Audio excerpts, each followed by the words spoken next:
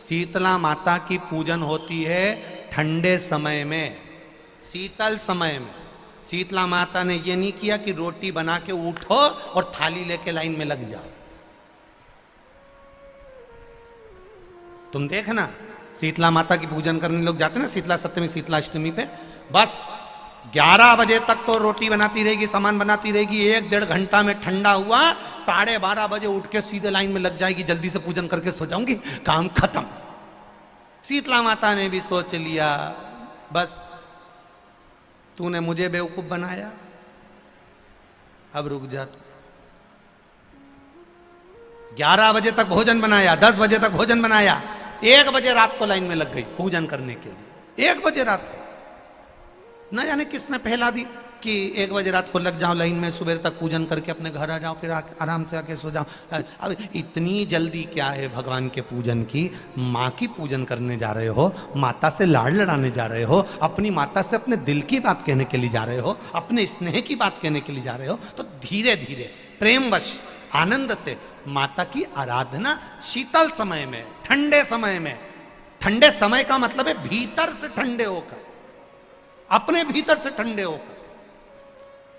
अब अपने भीतर तो ठंडाई है ही नहीं ना, जल्दी जल्दी चलो, और आधी बहुत पतली खुशी है, और और ये कितना बड़ा कपड़ा थाली पे ढाक ढुका के लाइन में खड़ी है शीतला माता। शीतला माता या हाथ में लोटा या हाथ में थाली, और इतनी देर में पड़ोसन निकल के बाजू में से जा रही थी और लोटा थोड़ा सा ढुल गया। अब यहां शीतला माता की पूजन करनी आई और ये हो गई चंद्र घंटा। लोटा जरा सा ही पानी का झलका, देख के नहीं चल सकती। ठंडा भोजन हाथ में, लोटा ठंडा पानी का, और अंदर अग्नि। शीतला माता भी कह रही इसको अजान दो पहले, इसको क्या मतलब? भीतर से शीतल होइए, भीतर से ठंडे होइए। चित्त वृत्ति मन जब भीतर से शीतल होगा, ठंडा होगा, तो मेरी शीतला माता, तुमने पूजन करा ना करा, मेरी शीतला माता प्रसन्न हो जाएगी। बस भीतर से शीतल होइए, ठंडे होइए भीतर से। नेत्र के अश्रु से रुद्राक्ष की उत्पत्ति हुई, जानते हो सब लोग?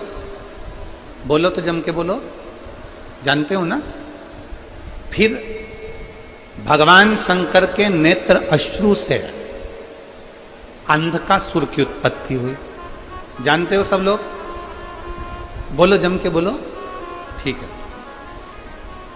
तीसरा, भगवान शंकर के क्रोध नेत्र अग्नि की ज्वाला से, उनके अश्रु से ज्वारासुर की उत्पत्ति हुई। ज्वारासुर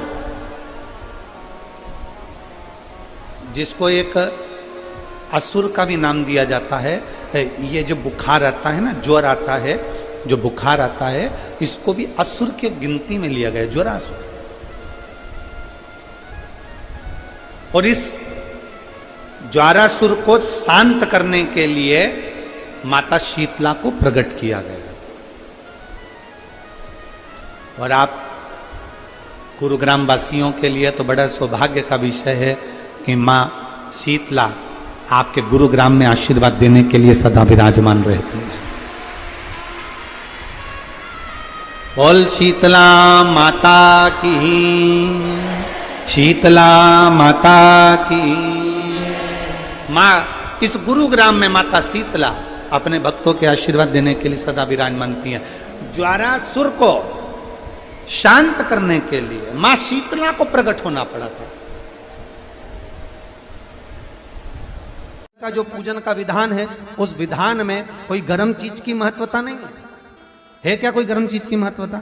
फिर भी दुनिया के लोग अपनी बुद्धि लगाकर माता की जब पूजन करने जाते हैं तो वहां अगरबत्ती भी जलाते हैं और दिया भी जलाते हैं।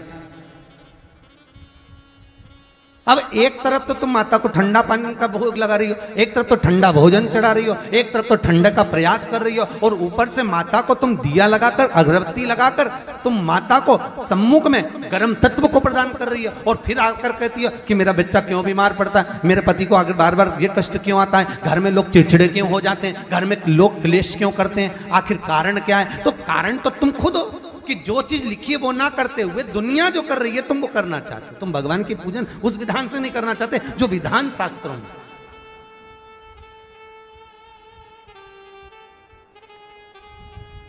जो शास्त्रार्थ विधान कहता है। महाराज, शीतला माता की पूजन में कहीं ऐसा लिखा है कि तुम दिया लगाना, अगरबत्ती लगाना? शीतला माता की पूजन में लिखा है एक लोटा पानी लेना, उस जल में पुष्प आदि लेकर माता को ठंडा भोजन का सुंदर भाव से माता का स्नान कराकर पूजन करना, अर्चना करना, कुंकू चावल रोली मोली जो चढ़ा सकते हो, चुनड़ी वस्त्र आदि जो चढ़ाना हो चढ़ाओ, पर यह नहीं लिखा कि तुम दिया भी लगाना कि अगरबत्ती भी लगाना, क्योंकि गर्म तत्व मत चाहिए माता, वो शीतल है, शीतला। और अगर तुम दिया लगा भी रहे हो, मान लो दिया अगर तुम लगा भी रहे हो तो उसके सम्मुख ना लगे, उससे दूर, बहुत दूर। लोग कथा में श्रवण करे हैं पूर्व में, हनुमान गतिमान रतिमान मतिमान वर्तिमान, ऐसे हनुमान जी के कई भाई हुए, कई भाई हनुमान जी के हुए। और हमने पहले भी कहा है, जिसकी फैक्ट्री ना चलती हो, बहुत दुकान ना चलती हो, तो हनुमान जी के पांव का थोड़ा सा सिंदूर लेकर, यदि उस सिंदूर को किसी भी फैक्ट्री या दुकान में हनुमान जी के छोटे भाई गतिमान के नाम से अगर एक बिंदी भी सिंदूर की रख दी जाती है, तो वो दुकान और फैक्ट्री भी झड़के से चलना प्रारंभ हो जाती है। गतिमान हनुमान जी के छोटे भाई, एक हनुमान जी के छोटे भाई हैं मतिमान। जब व्यक्ति डिप्रेशन में जाता है, एकाग्र चित्त नहीं रह पाता है, पढ़ने बैठता है पर एकदम मन नहीं लग पाता है, तो मतिमान का स्मरण किया जाता है, हनुमान जी के तीसरे नंबर के भाई का, मतिमान। और कहते हैं एक दुर्वा यदि मतिमान के नाम से शंकर भगवान की शिवलिंग पर चढ़ा दी जाए और उसी दुर्वा को वापिस लेकर आया जाए, अंधेरा होने से पहले, सूर्य अस्त होने के पहले, शाम के प्रदोष के पहले यदि उस दुर्वा को उस व्यक्ति को चबा चबा कर खिला दो, तो डिप्रेस हो रहा है, डिप्रेशन में है, चिंता में है, टेंशन में है, और उसका विवेक काम नहीं कर रहा, बुद्धि स्थिर नहीं हो पा रही है, या पढ़ने में मन नहीं लग पा रहा है, तो उसको आप एक दुर्वा मतिमान, हनुमान जी के तीसरे नंबर के भाई मतिमान के नाम से अगर खिला देते हैं, तो उसकी बुद्धि केंद्रित होना प्रारंभ हो जाती है और वो डिप्रेस से हटना प्रारंभ हो जाता है, मन स्थिर होने लगता है। मतिमान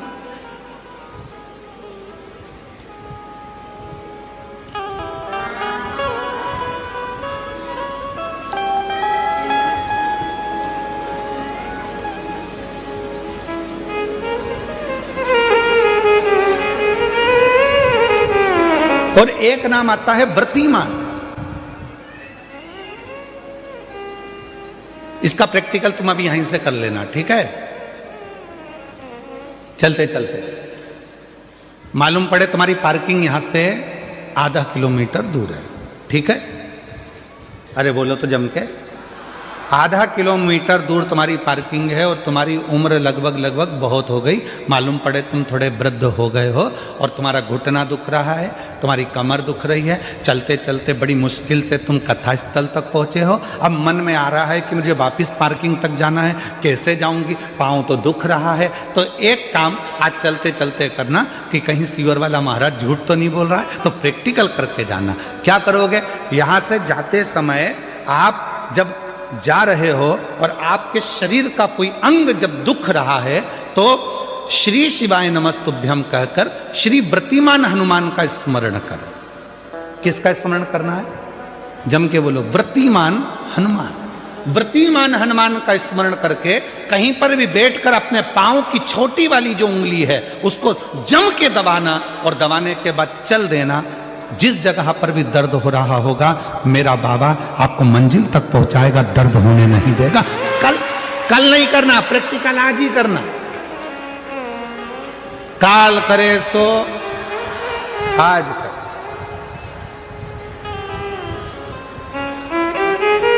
व्रतिमान आज करेंगे गुरुजी, 3 महीने में फर्क दिखेगा। तुम तो आज की आज का बताओ ना कि आज की आज में फल कैसे मिले। तुम बिल्कुल तैयारी में बैठो।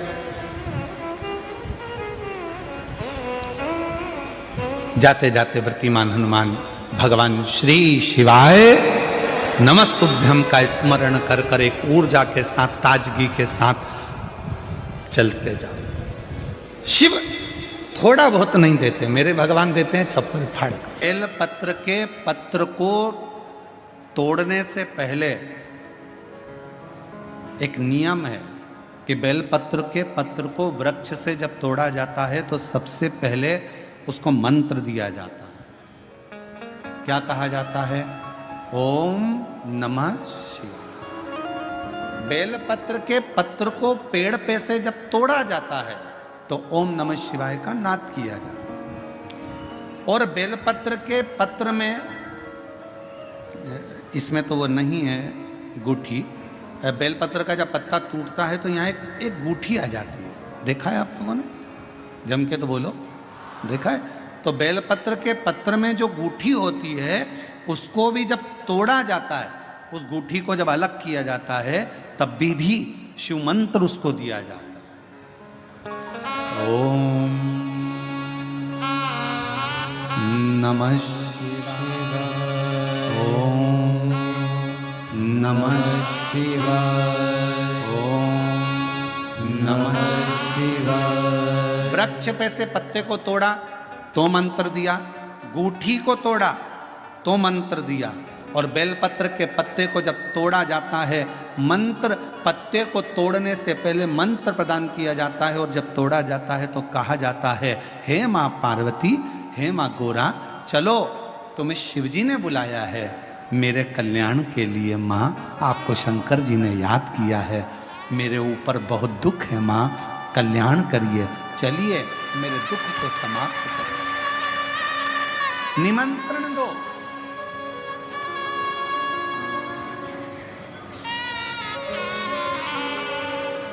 पहले नंबर पर क्या देना है? बेलपत्र के पत्र को तोड़ने से पहले जम के बोलो मंत्र। दूसरे नंबर पर क्या देना है? बेलपत्र के पत्र को चलने का, जम के बोलो निमंत्रण। मां पार्वती जी से कहो, हे मां गोरा, हे मां पार्वती, हे मां चलिए, आपको शिव जी ने याद किया है। मां, हे मां पार्वती, हे मां गोरा, मेरे कल्याण के लिए, मेरे दुख को दूर करने के लिए, मेरी तकलीफ़ों को हरने के लिए, हे माँ गोरा, मेरे कष्ट को समाप्त करने के लिए, माँ गोरा, मेरा भंडार भरने के लिए आपको शिव जी ने याद किया है, निमंत्रण दो।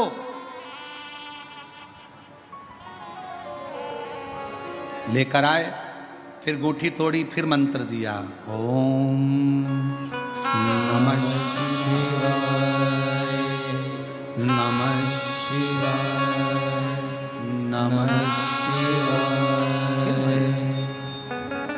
अब गुरुजी ने पूछा कि तुमने मंत्र दिया? नहीं। तुमने निमंत्रण दिया?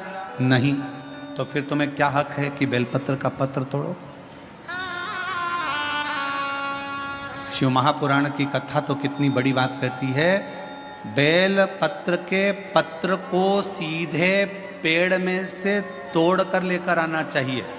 बेलपत्र की डंडी, कई माताओं की, कई भाइयों की आदत होती है, बड़ी सी डंडी होती है, उसको वहां से काट लिया, तोड़ लिया, पूरी की पूरी डंडी तोड़ कर लिया है, फिर घर पर आकर उसमें से पत्तियां तोड़ ली, जो डंडी थी उसको पटक दिया। ना ना ना, ये गलत है,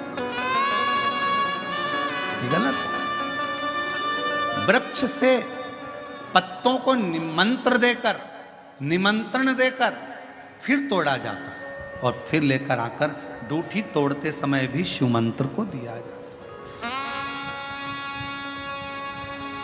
कुछ नियम है, बेलपत्र के भी उसको धारण करना चाहिए, कुछ नहीं।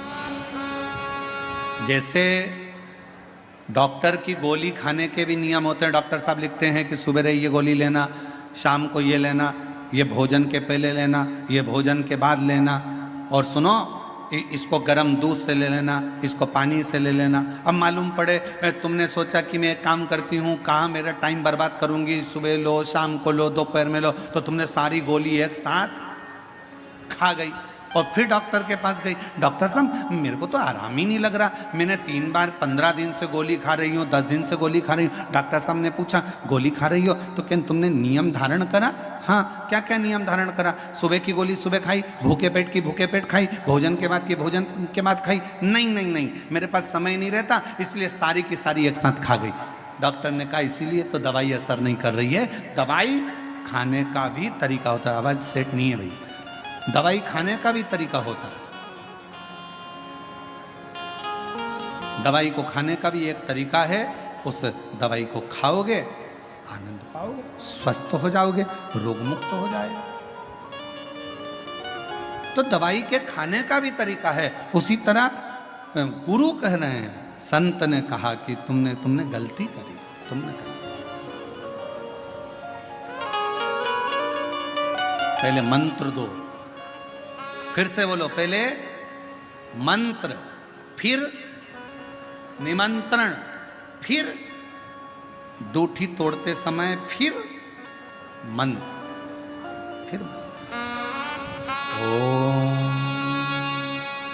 नमः शिवाय, ओम नमः शिवाय, ओम नमः शिवाय। फिर मंत्र के बाद निमंत्रण दो। माँ पा, हे माँ गौरा, साथ में बोलो, हे माँ गौरा, हे माँ पार्वती, चलिए आपको देवाधिदेव महादेव बुला रहे हैं मेरे दुख को काटने के लिए, कष्ट को मिटाने के लिए, तकलीफों को मिटाने के लिए। माँ आपको शिव ने याद किया है।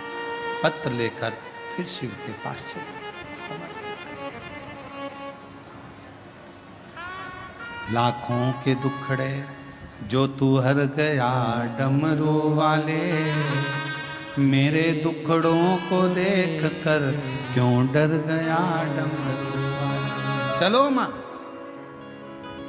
क्या तुमने निमंत्रण दिया? नहीं। क्या तुमने मंत्र दिया? नहीं।